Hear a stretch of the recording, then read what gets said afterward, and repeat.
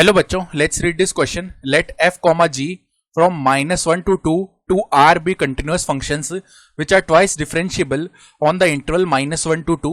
Let the values of f and g at the points -1, 0 and 2 be as given in the following table.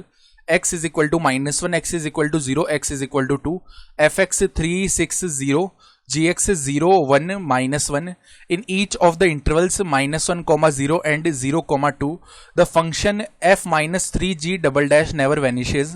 Then the correct statements is or are. तो यहाँ पे देखो हमें correct statements बताने क्या होंगे. Start कर लेते हैं हमारे की कॉन्सेप्ट से. की कॉन्सेप्ट देखो क्या हो जाएगा हमारा. Rolle's theorem. रोलेस थ्योरम हमें क्या कहता है वो हम यहाँ पे डिस्कस कर लेते हैं. If a function F X is, इसमें देखो 3 कंडीशंस हैं. First condition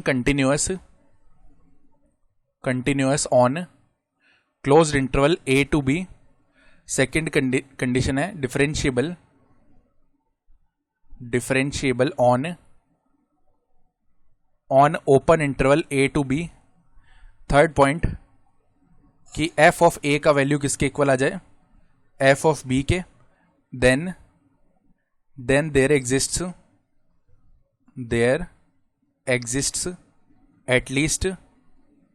at least one real number सी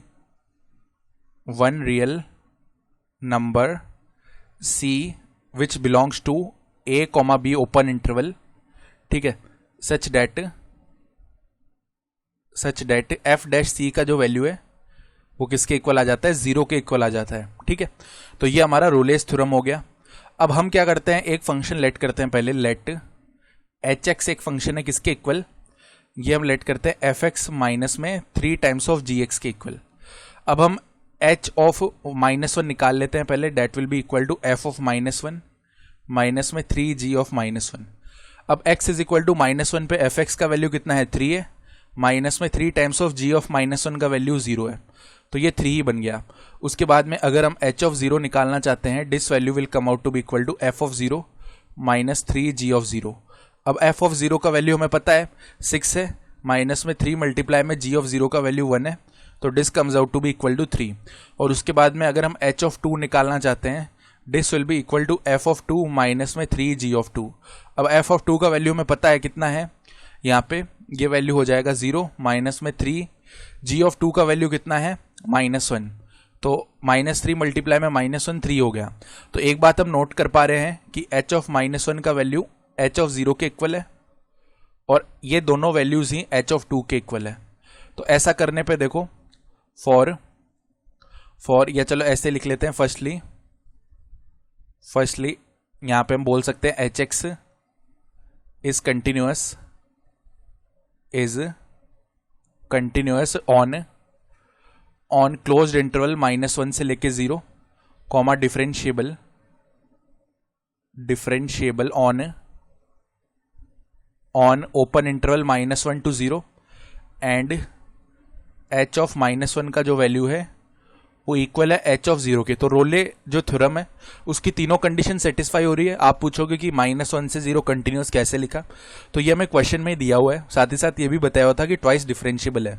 ठीक है, क्योंकि -1 से 2 में है ना ये, तो इस हिसाब से -1 से लेके 0 तो ले ही सकते हैं, इसी का तो पार्ट है. ठीक है. तो अब हम बोल सकते हैं कि जो इसका डिफरेंशिएशन है यानी h dash X should be equal to 0, तो h डैश एक्स होगा क्या, f डैश एक्स माइनस में 3 g dash x. This should be equal to 0 for at least 1 x belongs to -1 से 0. ठीक है. फिर उसके बाद हम ये भी जानते हैं कि H x is continuous on closed interval 0 to 2, comma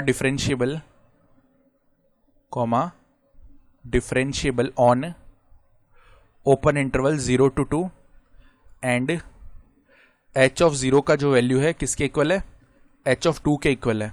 यहां भी रोले थ्योरम की सारी कंडीशन सेटिस्फाई हो गई, तो f dash X minus 3 g dash X should be equal to 0 for at least